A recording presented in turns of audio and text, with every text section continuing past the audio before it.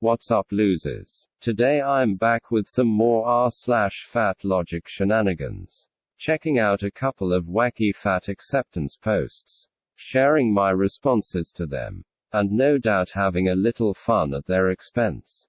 This is episode 98 in the fatlogic series, and I'm excited to see what fresh insights the fat activists have got for us this time. So without further ado, let's get into it. If you think no one should be shamed for their body, but you also think that some people are too big, then you're missing the point. Because if you want a world without body shame, then there is no such thing as too big. Okay, so I'm kinda struggling with this one because, in theory, I agree with the idea that we shouldn't shame people for their bodies, regardless of their size, but I also don't think that we should disregard the debilitating effects of obesity. And when I hear the sentence, "There is no such thing as too big," what can I say? It just doesn't sit right with me at all.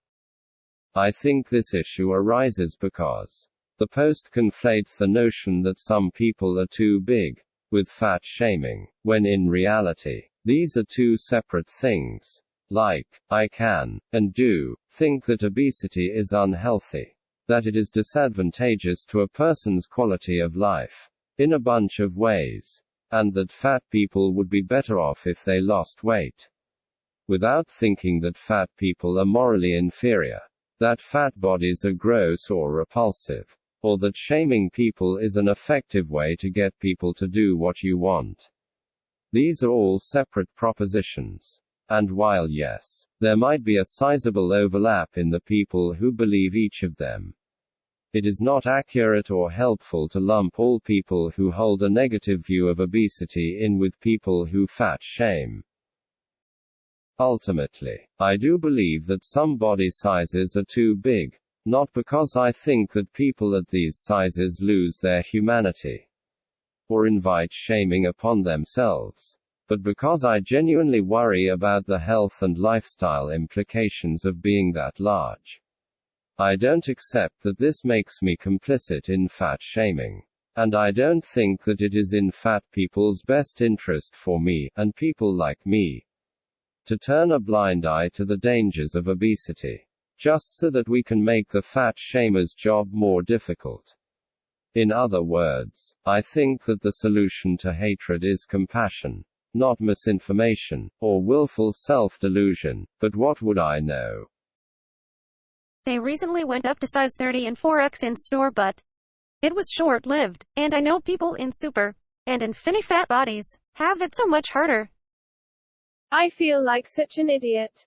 That I'm constantly growing, but it never feels like I'm eating more. When I was younger, I thought people my size just ate non-stop. I eat 2 times per day.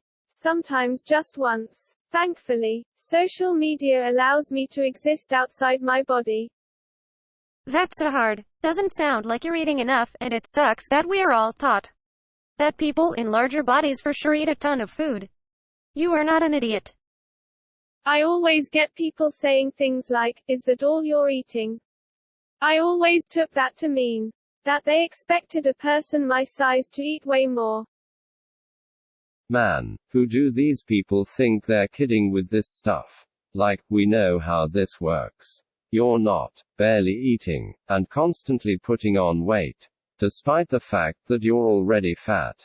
The calories are coming from somewhere, and your unwillingness, or if I'm feeling a little more charitable, inability to identify the source of these calories, does not change the reality of the situation one iota. The way I see it, there are basically 2 possible explanations for this post. 1. Aliens are making her fat. Haha, just kidding. No, but seriously this time. 1. She is making the whole thing up. She knows perfectly well what and how much she's eating.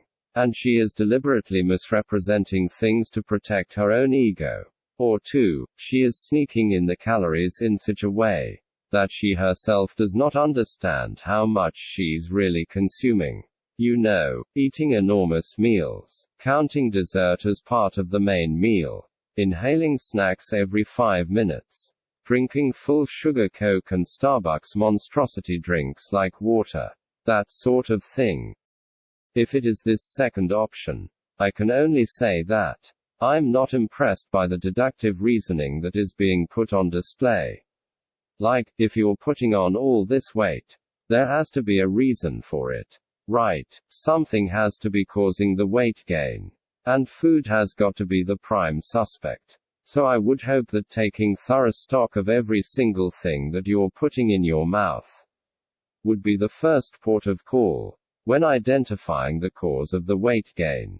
But apparently not. I guess the random observations and vague impressions of your friends at mealtime represent compelling enough evidence to rule out overeating entirely.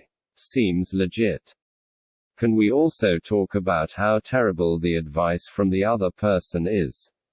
Like, their response to this person who is constantly growing is not, maybe you should cut down on your consumption, or anything like that. It's, you're not eating enough, because what someone who clearly has an overeating problem, and is putting on weight like there's no tomorrow, really needs, is to be given a license to up the ante, and eat even more still. Right, fantastic. Size. Moving on.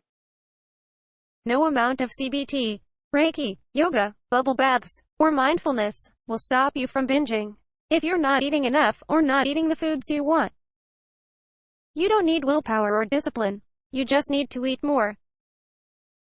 Wow, what a shocker. Who could have guessed that the fat activist approved solution would be, once again, to eat more? This really is groundbreaking stuff right here.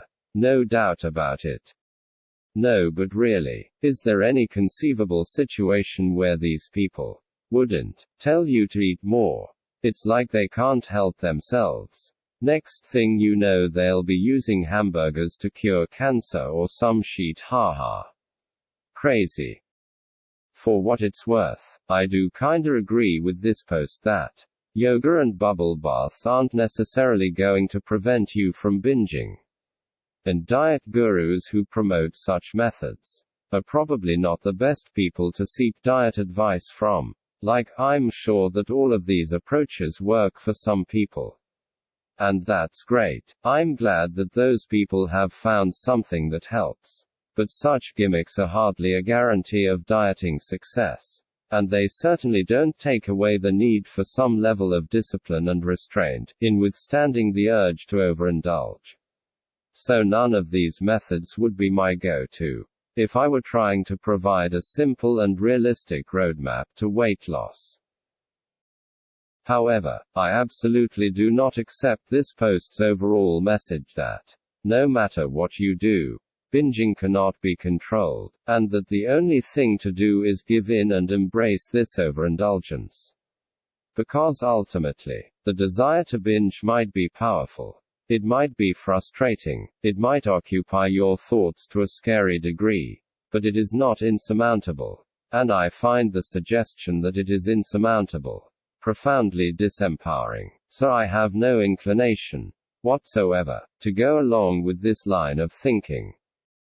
Furthermore, for people who have a real binging problem, as opposed to a healthy or normal appetite, the advice to just eat until these cravings are satiated couldn't be much worse. Like, you might as well be telling an alcoholic to go and get smashed at the pub. Binge eating is not some benign, wholesome activity that we should be glorifying or romanticizing in any way. It is a self-destructive coping mechanism that causes great damage to people's long and short-term health, as well as their mental well-being. So if your solution to binging is basically to preemptively binge, then I really don't think you're offering the best advice. And I would advise you to step aside and let someone else take a crack at it.